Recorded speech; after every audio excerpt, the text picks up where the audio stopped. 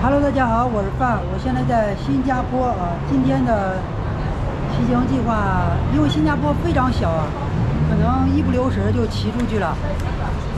我打算在新加坡露营一天，然后今天上午呢，就先骑到从这里到新加坡国立大学，大概是15公里。今天就在新加坡国立大学食堂吃个饭，然后再到旁边公园。旁边有个西海岸公园，那个大学，然后在那里搭帐篷，露宿一晚上。因为毕竟来了新加坡，露宿一晚上留个纪念吧啊。出发之前呢，先喷一下防晒霜啊，这是出发前的必要啊。好，现在咱们开始出发。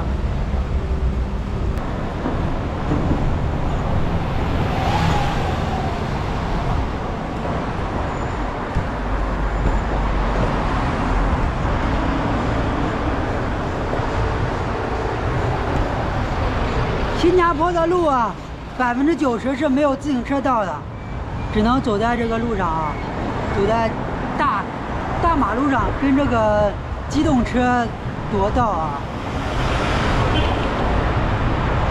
现在已经骑了2公里了，旁边这个是新加坡管理大学啊，就在这个市中心的路边，你看。什么 National 新加坡啊，占地面积不大，就几栋教学楼。好，咱们继续往前走。还有9.8公里就到新加坡国立大学了，太热了，真的，新加坡也是热带啊，4季高温，每天都是30-40度啊。大家可以看到，新加坡满眼望去全是高楼大厦，这没有说有这个低层建筑的。因为新加坡总共差不多有600万人，旁边就是美国大使馆，还有新加坡的外交部啊。你看这到处都是摄像头。我在这休息一会儿，再往前骑啊，因为真的太热了。现在是中午1点钟啊。好，已经到了，这就是新加坡国立大学了，这边全是教学楼啊。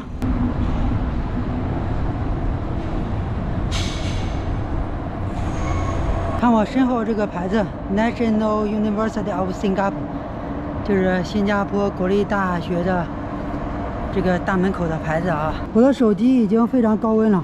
罢工了，拍不了照了。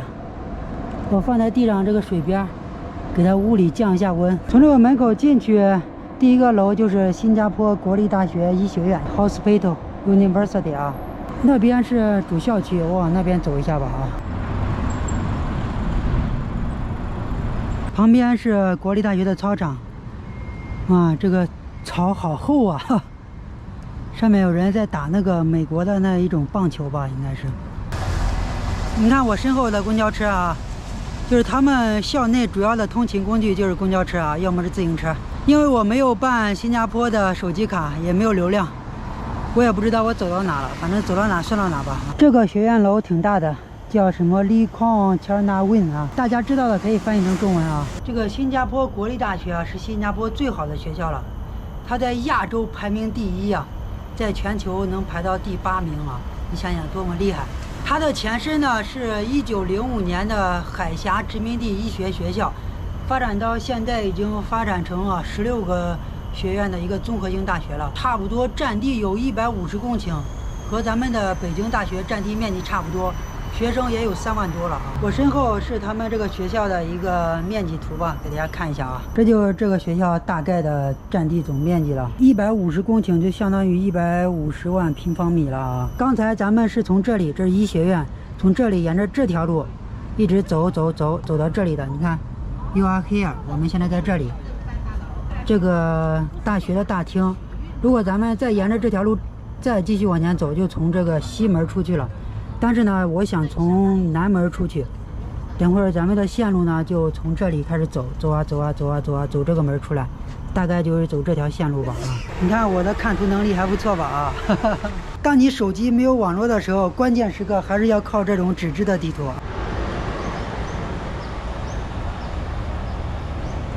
这个新加坡国立大学啊，它也还是一个小丘陵地貌，哇，这个坡还怪大嘞。就这个大学在一个小丘陵上盖着，它这个校园里的路不全都是平的，是上下的。旁边的这个楼看着像他们的图书馆，你看上面写的 library 啊，图书馆也太破了吧。1层、2层、3层、4层啊。我去图书馆上个厕所去啊，图书馆厕所应该是开放的啊。再往前面走就出去了。这个新加坡国立大学它是没有大门的啊，是开放型的大学，随时都可以进出的啊。然后咱们往左拐，往左拐的话又继续再绕一圈，绕到南门出去啊。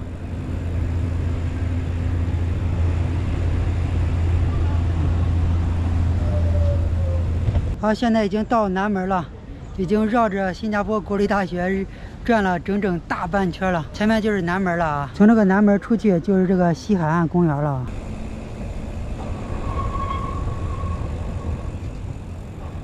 啊，新加坡国立大学也带大家逛完了，大家心里有什么感悟呢？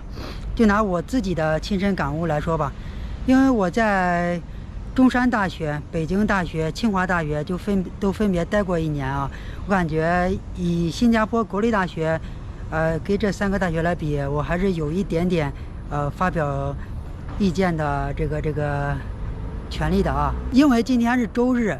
他们也都没上课，如果上课的话，我可以进去听一下，因为你听过之后，你才可以知道他就是这个学校综合实力怎么样嘛。你像我在北大听课的时候，像北大的老师，你听完之后就会感觉跟其他的有明显的有点不一样。他们就是讲课的时候可以国外国内上下5000年来回的穿插啊，没有什么。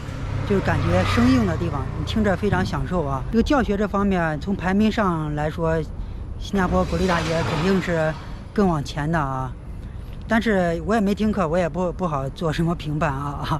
然后咱们就从这个学校的这个绿植啊、外观啊，就是给人的视觉感受来评判吧。啊，这个最好评判，这都可以评判啊。你进去看一眼，你就有一个心里的答案了啊。这个他们这个学校的绿植呢，比这个清华多一点，因为它和清华非常相近，就是古建筑非常少，大多数一大半都是就是现代化的建筑啊。跟北大就不一样了，北大有很多这个古色古香的古建筑啊，雕楼画栋，文雅当年啊。它这个好像没有湖，北大有湖。以前我在北大的时候就喜欢每天晚上绕着未名湖跑步啊，那挺好的。他们这我没看到有湖啊。整体从绿化方面来说，北大还有中山大学肯定要比这个学校要整体绿化给人的视觉感受要好一点的啊。还有吃的方面我转了一圈，因为我是沿大路走的，没有看到有食堂，但是我从地图上看到有食堂了，要找的话可以找到，但是不想去吃了。前面公园里有一个麦当劳，我想因为一天没有连上网络了，我想去麦当劳连网络去啊。他们这个校园里的 WiFi 不是免费的啊，需要输入什么和其他学校一样，需要输入什么这个学生卡的这个密码。还有一点最主要的就是新加坡国立大学和大多数国外大学一样，它没有大门。你看，这就是他们的南门。我给大家转一圈啊，你看从这个出来就是南门了啊。你看转，你看大门都没有，虽然是南门，但是没有大门。出了前面这个路就是主路了啊，就出了学校了啊。你看，再转一圈，是不是又转回来了？这是跟国内大多数大学不一样的一点，就是你随时可以进来，也没有人看着干嘛的，也没有那个这个门闸啊啥之类的，没有的。去问一下看能不能搭帐篷啊。哎，那边很多哎。哎呦。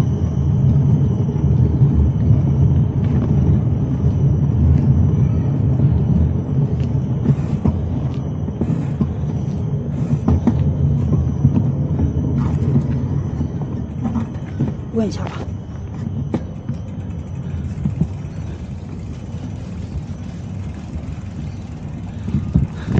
这个草坪上是一个高地，不适合存水，确实适合搭帐篷啊。Hello， you speak English Chinese? No, Philippine. Philippine. Here can camping? No, must have the booking.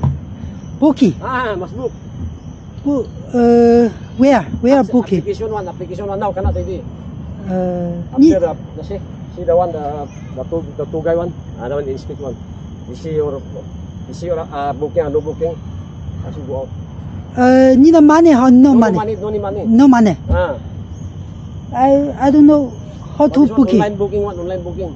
Cannot ready. No more one ready. All fully booked ready. Cannot book ready. OK, thank you. 说了半天也没听懂他说的啥，我找找有没有中国人啊，有华人的话可以帮我那个啥一下啊。Hello, can you speak Chinese? Can you speak Chinese? 听不懂。再往前找找吧，应该新加坡那么多华人都不喜欢搭帐篷吗？应该能问到一个。哎，你好，你会 Can you speak Chinese？ 对，你知道这个地方怎么申请吗？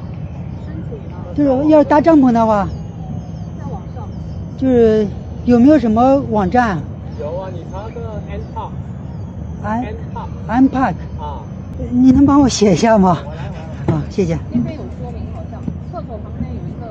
我英文不太好，所以我一直在问有没有会说中文的啊。然后谷歌上面是吗？对 ，N Parks，M C M P P I N G I N G 啊，对。我先保存下来，我到前面连上网络了。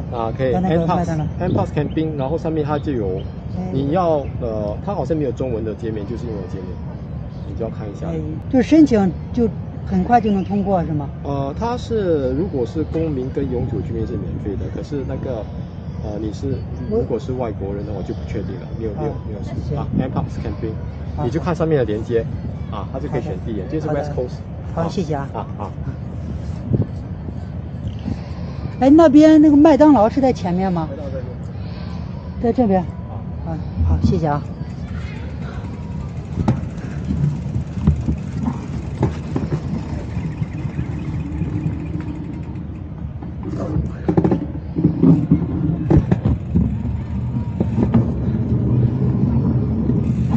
要申请一下，如果要是外国人要钱的话，我还是想办法再找其他地方搭帐篷吧，或者说让那个郑姐姐她申请，然后用她的身份申请，应该可以啊。关键我是现在要先连上网啊，跟外界取得联系。好，麦当劳在这里啊。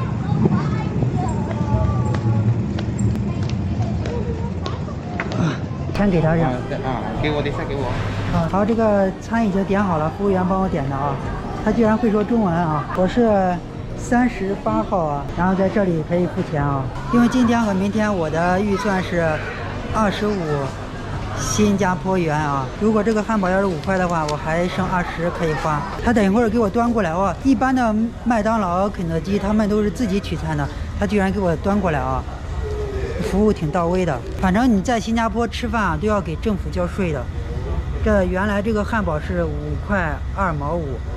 然后算来算去，算到6块多啊，因为要交服务费，你在这里做吃饭要交10%的服务费，然后另外呢还要再给政府交10%的税啊，在新加坡出气儿都要给这个政府交钱啊，交税。大家老是说这个发达国家工资高，确实他们这边工资，普通人的工资差不多就是1500到2500之间吧，反正就1万多人民币。但是他们这边什么都高啊，压力也多啊。你像在国内的话，你一个月工资的话，要是好好干，可能能拿个5、6千，是这边工资的一半。但是国内的消费水平不是这边的一半，是比这边的一半还低啊！当然这是对于我们这种没钱的钱比较少的人来说是这样的。像刚才我一个哥们儿给我发消息，因为他年底要到这个新加坡国立大学去当老师，他的工资应该要高一点。然后呢，他同时拿到了2份这个 offer， 一份是新加坡国立大学的，一份是香港的一个大学的。他刚才还让我去帮他看一下这个国立大学，因为他是在网上面试的啊。然后我就跟他说的就是，就像我刚才从新加坡国立大学出来的时候说的一样，你要是从环境来说，跟这个中山大学啊、北京大学啊，甚至连那个清华的环境都不如啊。但是他这边应该工资挺高的啊。还有一点就是我跟他说，你要不怕热，你可以来到这里；你要是怕热的话，还是香港好一点。毕竟新加坡是属于热带嘛，全年四季都是高温。我往这一坐不动，啊，我这一瓶水都已经喝完了，不上厕所又出汗完了啊！真的，一眨眼真是好多年过去了。我记得我们刚认识的时候，他还在清华读书呢，然后前几年又去欧洲留学，然后留学完了之后，现在应该是属于博士后了吧？他的学习能力挺强的，现在好像是副教授了还是什么，反正就是能拿到新加坡国立大学的这个录取通知书，就是能让他过来能当老师，说明他能力很强的啊。但是你说你要是问我，羡慕不羡慕别人的生活，其实我心里真的没有感觉啊，因为我可能是找到了自己喜欢的事情吧。我虽然每天像流浪汉一样啊，这里住一下搭帐篷，那里住一下，但是不管你选择任何的生活方式，你只要就是你感觉你做这件事你是开心的是喜欢的、快乐的，你就可以做下去，不用太在意别人的眼光。如果你感觉这件事你做着不开心，那你就换另外一种生活方式吧。反正我感觉现在我是挺开心的啊，不太羡慕别人的那种生活啊。可能我只点了一个小汉堡，他给我忘了啊。我在这等了半小时，结果没上来，我就跑过去给他要过来的啊。真的把我给忘了啊。然后大家看一下，这一个小汉堡是大概30人民币吧。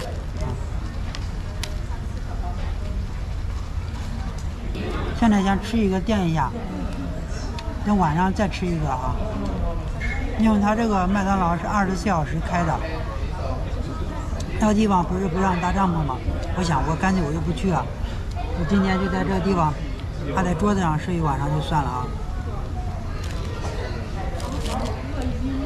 那个地方草坪上刚下过雨，特别湿，我也懒得去搭了。现在是6点多，吃一个汉堡，12点再吃一个，等到这个早晨6点的时候再吃一个，3个汉堡就可以了。